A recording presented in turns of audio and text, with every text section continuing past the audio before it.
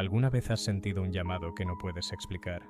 Un impulso profundo que te dice, deja todo, camina, confía, sin mapa, sin certezas, sin garantías. Solo una voz interior que susurra, sígueme. Santiago el pescador sintió ese llamado un día cualquiera junto al mar. Jesús pasó, lo miró y dijo dos palabras, sígueme. Y Santiago dejó las redes, dejó a su padre, dejó su vida entera, sin saber a dónde iba, sin entender qué vendría. Solo sabía una cosa, que tenía que seguir a ese hombre. 1000 años después, millones de personas siguen caminando por él. Cientos de kilómetros, sin comodidades, sin lujos, solo los pies, el camino y algo que los llama desde dentro. Esta noche descubrirás por qué. Esta no es solo la historia de un apóstol que fue martirizado. Es la historia de un hombre que aprendió a caminar en fe, que aprendió que no necesitas ver el destino para dar el primer paso, que descubrió que Dios guía incluso cuando no entiendes el camino. Si esta noche te sientes perdido, si no sabes hacia dónde vas, si Dios te está llamando a algo que no comprendes, Santiago te entiende, porque él también caminó sin saber, y descubrió que cuando caminas con Dios, nunca caminas solo. Cierra los ojos, respira hondo, descansa y camina con nosotros esta noche por la historia de Santiago el peregrino. Era un día común en el mar de Galilea. El sol apenas comenzaba a subir en el horizonte, tiñendo el agua de tonos dorados y rosados. Santiago y su hermano Juan estaban en la barca con su padre Zebedeo, remendando las redes después de una noche de pesca. Sus manos, callosas y curtidas por años de trabajo, movían la aguja con precisión automática. Conocían aquel oficio desde niños, el olor a pescado, el vaivén de la barca, el sonido del agua. Todo aquello era su mundo, era todo lo que conocían, era todo lo que esperaban conocer. Santiago era joven, probablemente al final de sus 20 años, robusto, con la complexión fuerte de quien pasa la vida jalando redes pesadas. Su rostro estaba bronceado por el sol implacable del lago. Sus ojos tenían esa mirada directa típica de los pescadores. Pero había algo más en Santiago, una intensidad, un fuego interior. Él y su hermano Juan tenían fama en la región.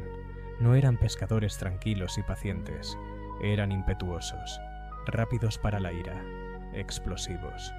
Por eso las personas ya los conocían por un apodo, los hijos del trueno, porque cuando se enfadaban era como si el cielo se partiera y cayeran rayos. El momento que cambió todo aquella mañana, mientras remendaban las redes, vieron a dos hombres caminando por la orilla. Uno era Andrés, hermano de Simón el pescador.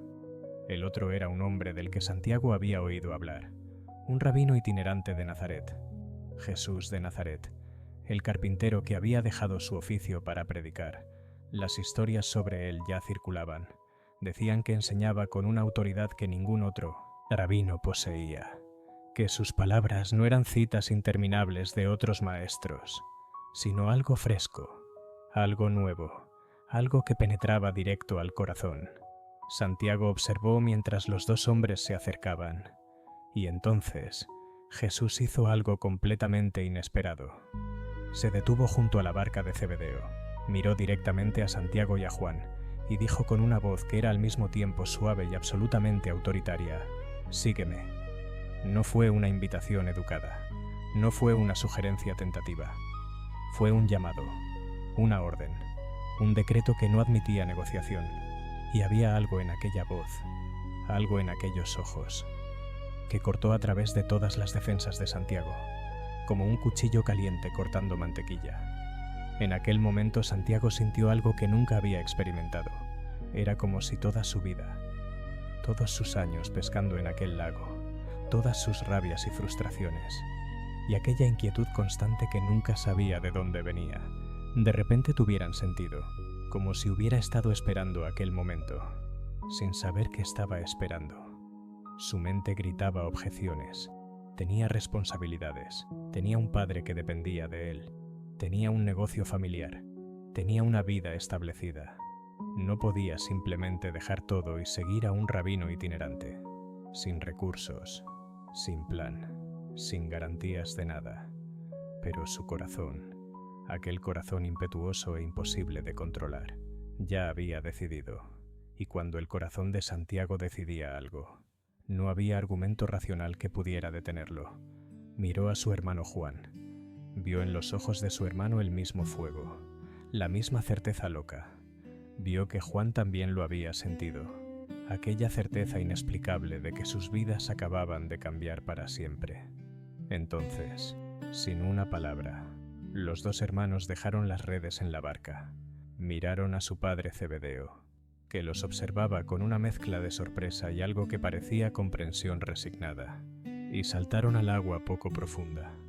Caminaron hasta la orilla, se colocaron detrás de Jesús y comenzaron a caminar. No sabían a dónde iban, no sabían qué harían, no sabían cómo comerían o dónde dormirían, solo sabían, con una certeza que desafiaba toda lógica, que habían encontrado aquello que habían estado buscando sin saber toda la vida. Piensa en ese momento, en ese primer paso que Santiago dio fuera de la barca, ese primer paso hacia lo desconocido. No tenía un plan de 5 años, no tenía una hoja de ruta detallada, no tenía seguridad financiera ni un colchón de ahorros, solo tenía 2 palabras de un carpintero de Nazaret: sígueme. Y eso fue suficiente, porque a veces Dios no te muestra el camino completo, te muestra solo el próximo paso, y te pide que confíes para el resto.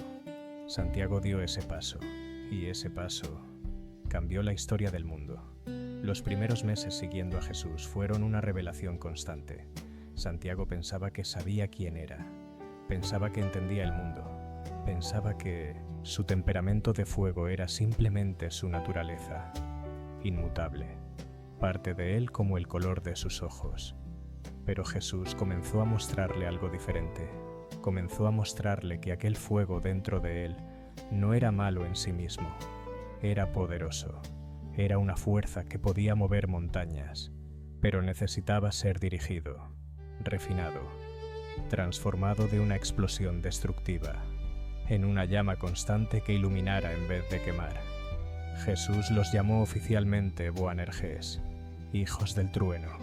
Fue casi con una sonrisa en los labios cuando lo dijo, como si encontrara algo divertido y al mismo tiempo profundo en aquellos 2 hermanos explosivos. No era un insulto, era un reconocimiento. Era Jesús diciéndoles: yo veo lo que son, veo el poder que hay dentro de ustedes, y voy a enseñarles cómo usarlo. Hubo un episodio que reveló exactamente cuánto Santiago todavía necesitaba aprender. Jesús y los discípulos estaban viajando hacia Jerusalén, pasando por Samaria. Las relaciones entre judíos y samaritanos eran tensas, siglos de odio mutuo y desconfianza. Cuando llegaron a una aldea samaritana buscando hospedaje, los habitantes se negaron a recibirlos, vieron que eran judíos yendo hacia Jerusalén, y cerraron sus puertas. Fue un rechazo deliberado, una afrenta pública, un insulto que ardía. Santiago sintió la rabia subir dentro de él como lava hirviente, aquella vieja furia familiar, aquel impulso inmediato de responder a la ofensa con fuerza devastadora. Miró a su hermano Juan, vio el mismo fuego ardiendo en los ojos de su hermano, y entonces, sin pensar, sin medir las consecuencias, Santiago y Juan se acercaron a Jesús y le preguntaron con voz temblorosa de indignación contenida: «Señor, ¿quieres que mandemos que descienda fuego del cielo y los consuma?» Realmente lo dijeron. Realmente sugirieron llamar fuego del cielo para incinerar una aldea entera, porque les habían negado hospedaje. Era una reacción tan desproporcionada, tan absurda, que casi parecía cómica. Excepto que Santiago lo decía completamente en serio. La respuesta de Jesús fue devastadora en su simplicidad. Él se volvió hacia ellos y los reprendió, no con gritos, no con indignación, simplemente con una firmeza tranquila que cortó más profundo que cualquier grito. Les dijo que no sabían de qué espíritu eran, que el Hijo del Hombre no vino para destruir vidas, sino para salvarlas. y aquellas palabras se clavaron en el corazón de Santiago como anzuelos. Fue un momento de vergüenza profunda. Santiago había estado tan seguro de que su rabia era justa, que su deseo de venganza era apropiado, que estaba defendiendo el honor de su maestro. Pero Jesús le estaba mostrando algo radicalmente diferente. Le estaba mostrando que el verdadero poder no está en la capacidad de destruir, sino en la capacidad de perdonar. Que la verdadera fuerza no es responder al odio con más odio, sino romper el ciclo con amor. Que el fuego que ardía dentro de él necesitaba ser transformado de un fuego que consume en un fuego que purifica y calienta. Fue una lección que Santiago nunca olvidó, y aunque le llevaría años, toda su vida de hecho, aprender completamente aquella lección, aquel momento en la aldea samaritana marcó el inicio de su verdadera transformación. A pesar de sus fallas, de su temperamento explosivo, de su falta de entendimiento, Jesús vio algo en Santiago que valía la pena cultivar. Algo que lo hizo elegir a Santiago como uno de los 3 discípulos más cercanos a él. Pedro, Santiago y Juan, los 3 del círculo íntimo, los únicos invitados a presenciar los momentos más profundos, más íntimos, más sagrados del ministerio de Jesús. ¿Por qué Santiago? ¿Por qué el impetuoso? ¿Por qué el hijo del trueno? Quizás porque Jesús sabía que Santiago necesitaba ver ciertas cosas. Necesitaba experimentar ciertos momentos para convertirse en el testigo que estaba llamado a ser. El primer momento fue en la casa de Jairo, un principal de la sinagoga cuya hija de 12 años estaba muriendo. Cuando Jesús llegó a la casa, las plañideras profesionales ya estaban allí, llorando y lamentándose, porque la niña había muerto.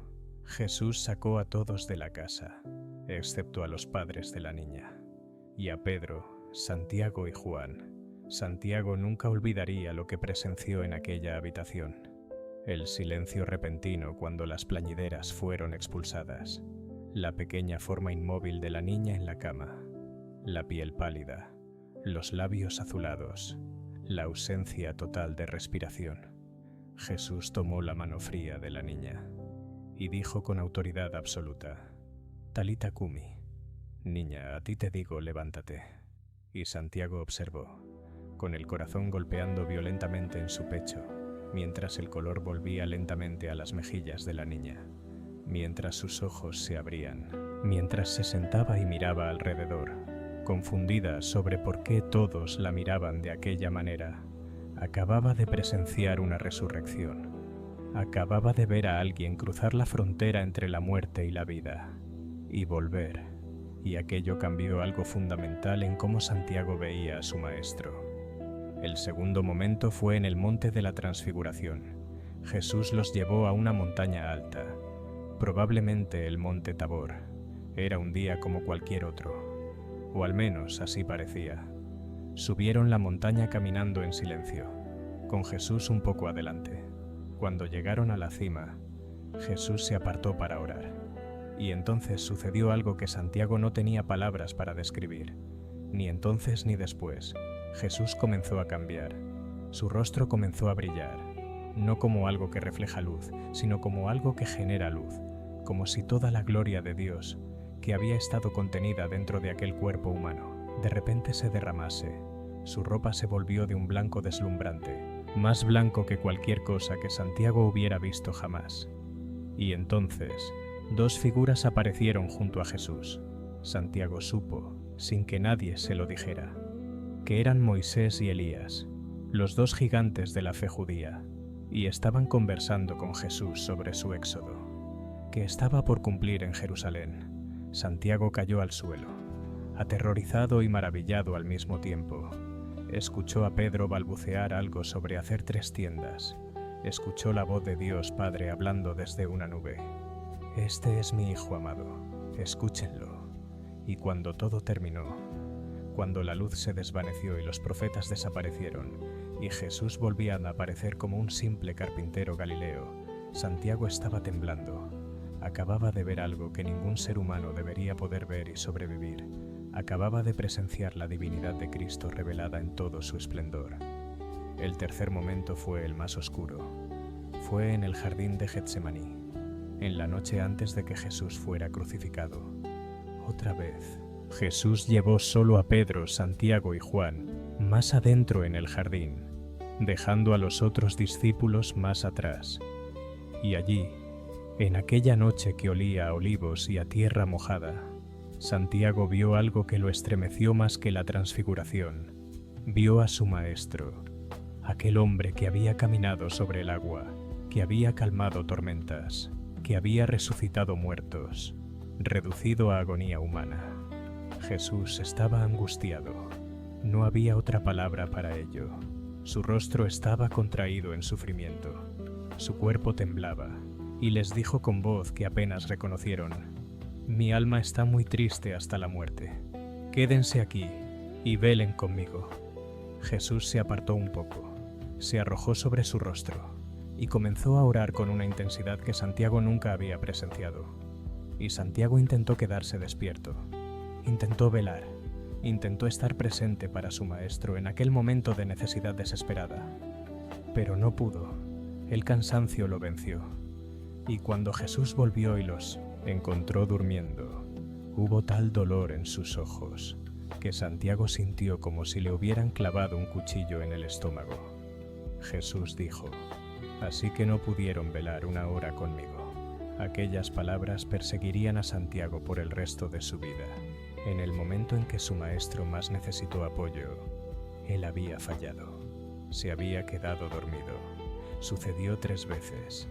3 veces Jesús volvió y los encontró durmiendo. 3 veces vio aquella decepción silenciosa en los ojos de su maestro. Santiago no estuvo presente en la crucifixión. Ninguno de los apóstoles estuvo, excepto Juan.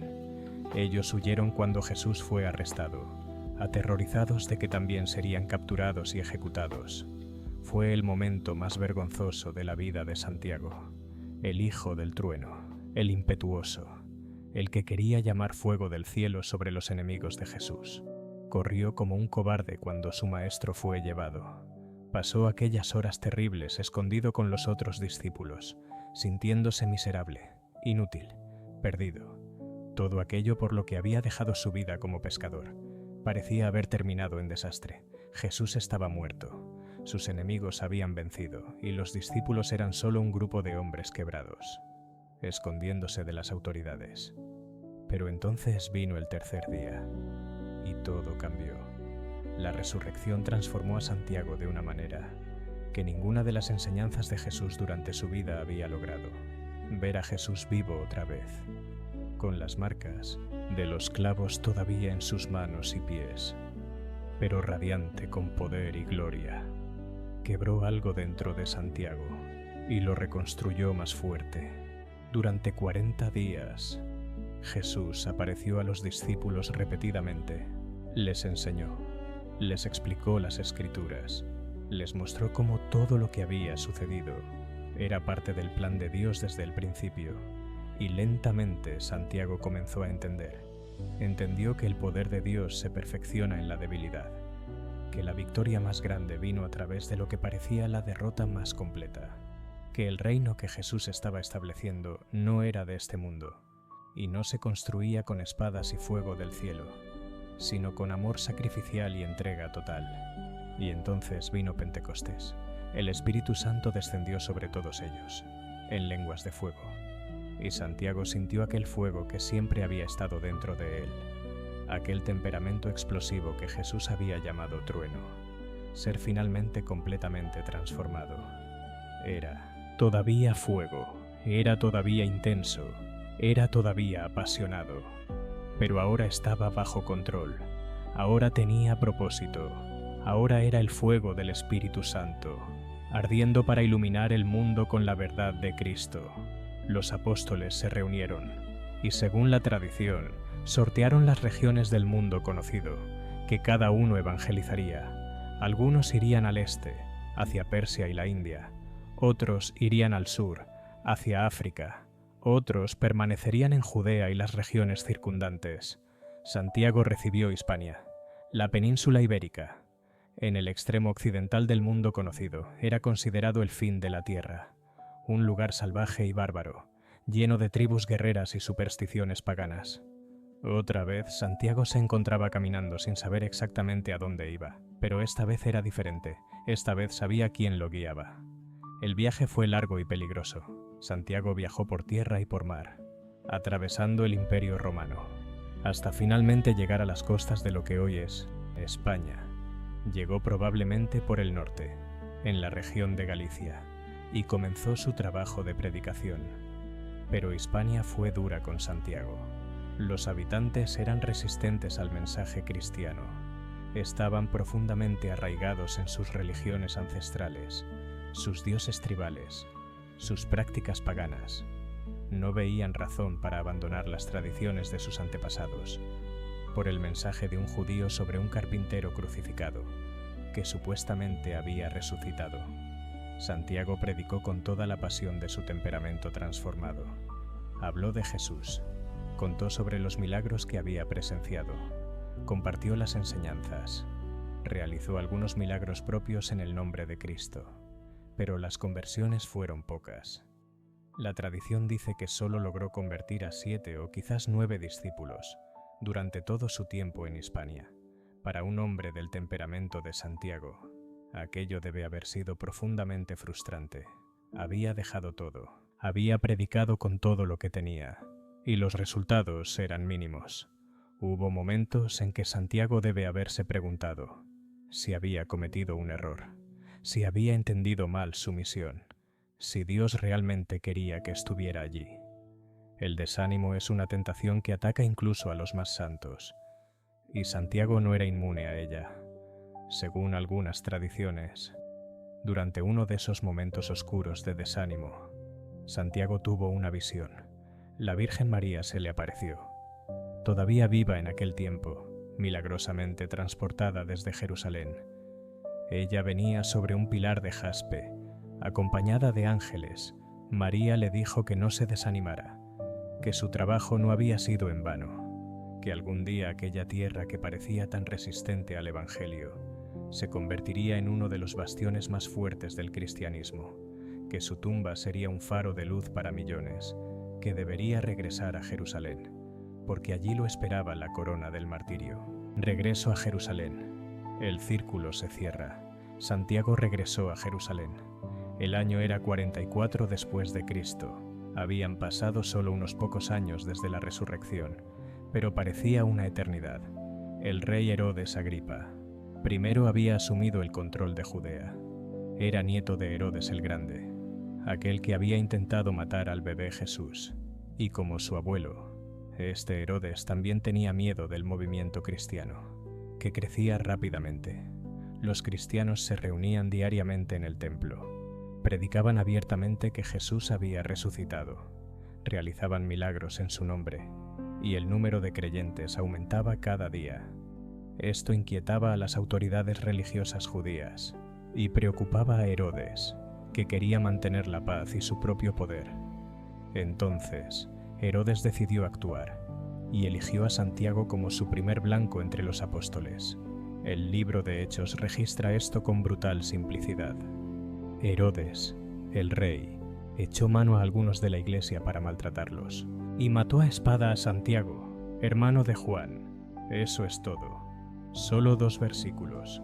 Ni siquiera se nos dice cómo fue capturado o si hubo un juicio, solo que Herodes mandó matarlo con espada, probablemente decapitación, que era el método romano estándar para ejecutar ciudadanos de cierto estatus. Pero hay una tradición registrada por el historiador de la Iglesia primitiva Eusebio de Cesarea, que nos da más detalles. Eusebio cita a Clemente de Alejandría, quien escribió que el hombre que llevó a Santiago al juicio fue tan movido por el testimonio del apóstol que confesó ser cristiano él mismo. Imagina la escena: Santiago siendo llevado ante el tribunal de Herodes, encadenado, sabiendo que probablemente enfrentaría la muerte, pero en vez de estar aterrorizado o suplicar por su vida, habló de Jesús, habló de la resurrección, habló con tal poder y convicción que el mismo guardia que debía entregarlo para ejecución fue convertido. El guardia confesó allí mismo: Yo también soy cristiano, y según la tradición, ambos fueron llevados a la ejecución juntos. Mientras caminaban hacia el lugar donde serían decapitados, el guardia le pidió perdón a Santiago por haberlo arrestado. Santiago se volvió hacia él, y con lágrimas en los ojos, lo abrazó, y dijo: «La paz sea contigo», y lo besó. Y entonces juntos, arrodillados lado a lado, ambos fueron decapitados. Santiago fue el primero de los 12 apóstoles en beber el cáliz del martirio. Jesús había profetizado esto años antes, cuando la madre de Santiago y Juan había pedido que sus hijos se sentaran a la derecha e izquierda de Jesús en su reino. Jesús les había preguntado: ¿pueden beber el cáliz que yo voy a beber? Y con toda la impulsividad de su temperamento, Santiago había respondido: podemos. Y Jesús dijo: mi cáliz, de hecho, lo beberán. Ahora aquella profecía se cumplía. Santiago bebió el cáliz del sufrimiento, bebió el cáliz del martirio. Se convirtió en el primer apóstol en seguir a su maestro hasta la muerte. Tenía probablemente poco más de 40 años. Habían pasado menos de 15 años desde la crucifixión de Jesús, pero en aquel corto tiempo había sido transformado completamente. El pescador impetuoso se había convertido en un testigo inquebrantable. El hombre que quería llamar fuego del cielo sobre sus enemigos, ahora moría perdonando a sus ejecutores. El hijo del trueno había aprendido finalmente que el verdadero poder está en el amor sacrificial. Pero la historia de Santiago no terminó con su muerte. De hecho, de muchas maneras, apenas estaba comenzando. Según una leyenda antigua y hermosa, registrada en textos medievales, los discípulos de Santiago en Hispania tomaron su cuerpo después de la ejecución. No querían dejarlo en Jerusalén para ser profanado por sus enemigos. Querían llevarlo de vuelta a la tierra donde había predicado, para ser enterrado allí. Pero ¿cómo podrían transportar un cuerpo desde Jerusalén hasta el extremo occidental del Mediterráneo? El viaje por tierra tomaría meses, y el cuerpo se descompondría mucho antes de llegar. Las autoridades podrían detenerlos en cualquier momento. Entonces, dice la tradición, sucedió un milagro. Los discípulos colocaron el cuerpo de Santiago en un barco de piedra. Sí, un barco hecho de piedra, que normalmente se hundiría inmediatamente, pero Dios hizo que la piedra flotara como madera. Y entonces el barco navegó solo, sin remos, sin velas, sin marineros, guiado solo por ángeles invisibles y por la providencia divina. Atravesó el Mediterráneo entero, pasó por el estrecho de Gibraltar, subió por la costa atlántica y finalmente llegó a las costas de Galicia. El cuerpo fue enterrado en una tumba sencilla, marcada discretamente. Y entonces, durante los siglos de persecución que siguieron, durante las invasiones bárbaras, durante el caos y de la caída del Imperio Romano, la ubicación exacta de la tumba fue olvidada. Durante 800 años, nadie sabía dónde estaba enterrado el apóstol Santiago. Era solo una leyenda, una historia que las personas contaban, pero que no podían verificar. Muchos comenzaron a dudar de que Santiago alguna vez hubiera estado en España. Pero Dios no había olvidado, y en el momento perfecto revelaría dónde descansaba su siervo fiel. A inicios del siglo IX, un ermitaño cristiano llamado Pelagio vivía en los bosques de Galicia, dedicado a la oración y a la penitencia. Una noche vio algo que lo dejó atónito: luces en el cielo, no estrellas comunes. Eran luces que brillaban de una manera diferente, pulsando, moviéndose, formando patrones. Algunas tradiciones dicen que era como una lluvia de estrellas, cayendo sobre un lugar específico en el bosque. Otras dicen que las estrellas formaban un camino de luz, apuntando hacia aquel lugar. Pelagio observó este fenómeno durante varias noches. Siempre las luces aparecían sobre el mismo lugar. Finalmente venció su miedo y decidió investigar. Caminó hasta el lugar donde las luces parecían tocar la tierra. Allí, en un claro del bosque, encontró ruinas antiguas, y cavando en las ruinas, encontró una tumba muy antigua, sellada hace siglos, y cuando fue abierta, dentro había 3 cuerpos. Uno de ellos tenía la cabeza separada del cuerpo, señal de decapitación. Pelagio corrió a informar al obispo local, un hombre llamado Teodomiro. El obispo vino, examinó el hallazgo, estudió las inscripciones antiguas en la tumba, rezó sobre ello y finalmente declaró que aquellos eran los restos de Santiago el apóstol y 2 de sus discípulos. La noticia se esparció como fuego. El rey de Asturias, Alfonso II, vino personalmente a verificar el descubrimiento. Quedó convencido de su autenticidad y ordenó la construcción de una iglesia sobre el sitio. Aquel lugar fue llamado Campus Stellae, el campo de la estrella, porque las estrellas habían revelado la ubicación. Con el tiempo, Campus Stellae se convirtió en Compostela, y así nació Santiago de Compostela, el lugar donde el apóstol descansaba, revelado por las estrellas del cielo. Casi inmediatamente, las peregrinaciones comenzaron. Las personas comenzaron a viajar desde toda Europa para visitar la tumba del apóstol. Querían ver con sus propios ojos el lugar donde descansaba uno de los discípulos más cercanos de Jesús. Querían rezar allí, querían tocar lo sagrado. En aquellos tiempos, la península ibérica estaba en medio de una lucha existencial. Los moros musulmanes habían conquistado casi toda España. Los reinos cristianos del norte luchaban desesperadamente para sobrevivir. El descubrimiento de la tumba de Santiago fue un regalo del cielo para los cristianos españoles. De repente tenían un patrono poderoso, un apóstol de Cristo mismo defendiendo su causa. Santiago se convirtió en un símbolo de resistencia, de esperanza, de identidad cristiana. El Camino de Santiago se convirtió en una de las 3 grandes peregrinaciones del cristianismo medieval, junto con Roma y Jerusalén. Miles, eventualmente millones de personas, caminaban cientos o miles de kilómetros para llegar a la tumba del apóstol. Venían de Francia, de Alemania, de Italia, de Inglaterra, de Escandinavia, reyes y mendigos, ricos y pobres, jóvenes y ancianos, sanos y enfermos. Todos caminaban el camino. ¿Por qué caminaban? Las razones eran tantas como los peregrinos.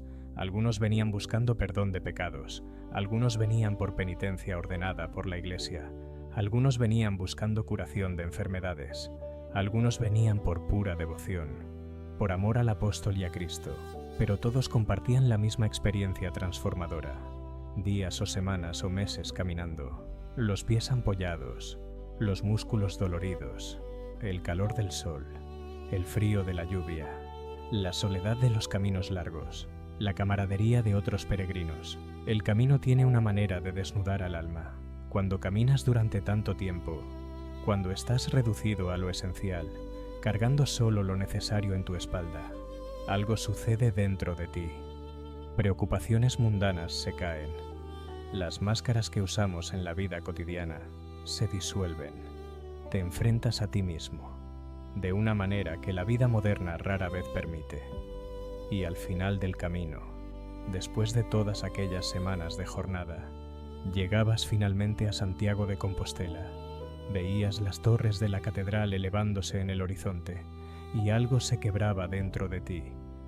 Lágrimas que no sabías que estaban allí comenzaban a fluir. Entrabas en la catedral y después de lavar los pies en la fuente tradicional, caminabas hasta el altar mayor.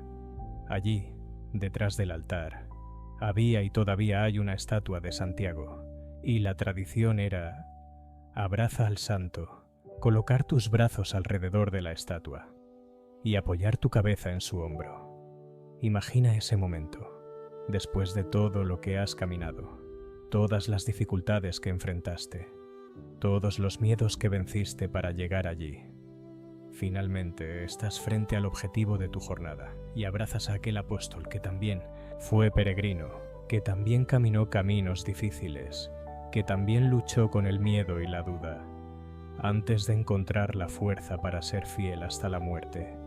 Y entonces bajas a la cripta debajo del altar. Allí, en una urna de plata, están los restos que fueron descubiertos por las estrellas hace más de 1000 años. Estás en la presencia de alguien que caminó con Jesús, que tocó a Jesús, que escuchó su voz, que lo vio resucitado. Es un momento de conexión con los orígenes mismos de tu fe. En el siglo XX, el camino experimentó un renacimiento extraordinario. En los años 1980, el gobierno español y la Iglesia comenzaron a restaurar las rutas antiguas, a marcar los caminos, a reabrir albergues, y las personas comenzaron a caminar otra vez. Hoy más de 300.000 personas caminan el camino cada año. Vienen de todos los países del mundo. Cristianos, sí, pero también agnósticos, ateos, buscadores espirituales de todas las tradiciones, o de ninguna. Algunos caminan por razones religiosas, otros por aventura, otros para procesar duelos o transiciones de vida, otros simplemente porque sienten un llamado inexplicable, como Santiago sintió hace 2000 años, cuando Jesús le dijo: «Sígueme», porque eso es lo que el camino hace, te llama, de la misma manera que Jesús llamó a un pescador impetuoso desde su barca. El camino te llama desde tu vida cómoda, desde tus rutinas seguras, desde tu zona conocida. Te llama a caminar, a moverte, a transformarte. Y cuando caminas el camino, cuando colocas un pie delante del otro, kilómetro tras kilómetro, día tras día, algo sucede. Las capas de protección que has construido alrededor de tu corazón comienzan a caer. Las preguntas que has evitado comienzan a surgir. Las verdades que has escondido de ti mismo comienzan a revelarse. El camino te muestra quién eres realmente, no quién pretendes ser, no quién otros piensan que eres, sino tu yo verdadero, desnudo, vulnerable, real. Y solo cuando te enfrentas a ese yo verdadero, puedes comenzar la verdadera transformación. La lección de Santiago: camina, aunque no sepas. Santiago entendió esto. Toda su vida fue un camino de transformación. Del pescador al apóstol, del hijo del trueno al testigo fiel, del hombre que quería destruir a sus enemigos, al hombre que perdonó a sus ejecutores. No fue una transformación instantánea. No fue fácil, requirió años de caminar con Jesús, de escuchar, de aprender, de fallar y levantarse otra vez, de tener su orgullo quebrado y su corazón suavizado, de dejar que aquel fuego dentro de él fuera refinado por el Espíritu Santo, hasta que ardiera con luz pura, en vez de con calor destructivo. Y ahora, 2000 años después, su tumba sigue siendo un faro, sigue llamando, sigue invitando, sigue diciendo: ven, camina, se transforma, sigue adelante. Quizás esta noche, mientras escuchas esta historia, sientes un llamado a caminar tu propio camino. No necesariamente el camino de Santiago físico, aunque si Dios te llama a eso, ve. Pero sí el camino espiritual, el camino interior, el camino de transformación. Quizás Dios te está diciendo: deja las redes, deja lo que es cómodo, pero te mantiene atrapado. Deja lo que es seguro, pero te impide crecer. Deja lo que conoces, pero ya no te sirve, y camina conmigo. No te puedo prometer que será fácil, no te puedo prometer que siempre entenderás a dónde vas, pero te prometo que estaré contigo, en cada paso del camino. Santiago no sabía a dónde iba cuando dejó la barca. No sabía qué encontraría en Hispania. No sabía que moriría mártir a los 40 años.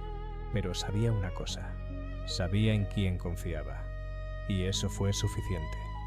Para ti también puede ser suficiente. No necesitas ver todo el camino. Solo necesitas dar el próximo paso.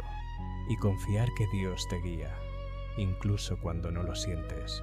Especialmente cuando no lo sientes. Porque la fe no es caminar cuando ves el destino. La fe es caminar precisamente porque no lo ves.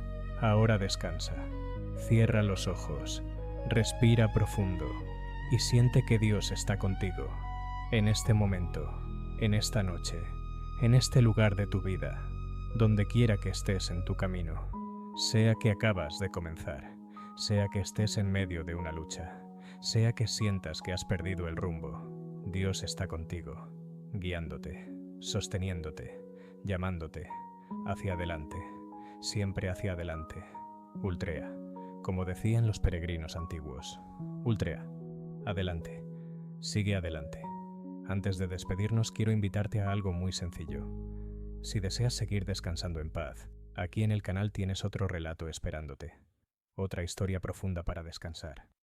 Otra vida de fe como la de Santa Teresita de Jesús para acompañarte un poco más esta noche. Gracias por compartir este momento. Que Santiago el apóstol, el peregrino, el testigo fiel interceda por ti. Que el Espíritu Santo que transformó su corazón de trueno en fuego sagrado también transforme el tuyo. Que tengas la valentía de responder cuando escuches el llamado, de dejar las redes de tu vida cómoda y de caminar hacia lo desconocido, confiando en la providencia divina. Que Dios te conceda una noche tranquila y un descanso lleno de paz. Buen camino.